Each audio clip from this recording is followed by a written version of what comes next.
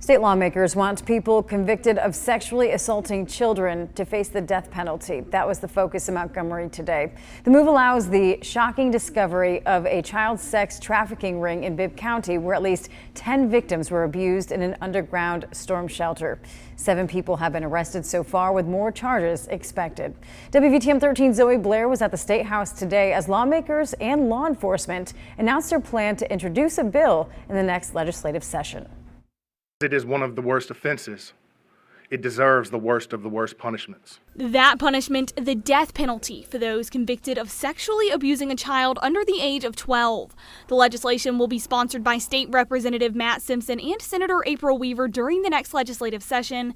This comes after a child sex trafficking ring was uncovered in Bibb County last week, the district Weaver serves.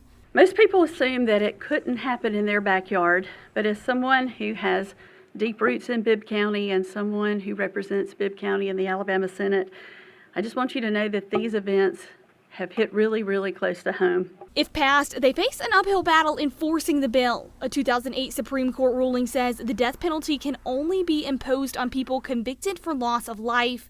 Despite that, Alabama Attorney General Steve Marshall says his office will fight for this bill. We'll make sure that we are defending this law, as we've done many others that the legislature has passed, to be able to send a clear message about not only the intent of the legislature in protecting kids, but the public policy in our state is how we hold those who hurt our children accountable.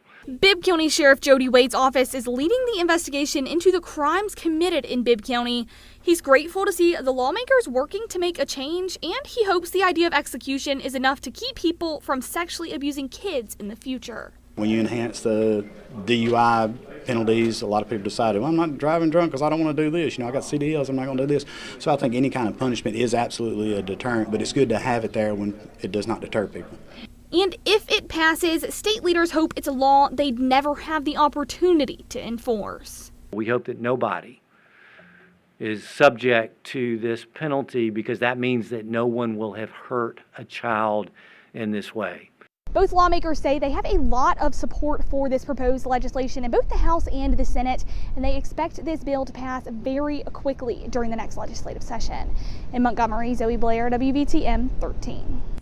Now, cases before this bill passes will not be grandfathered in, including the cases in Bibb County.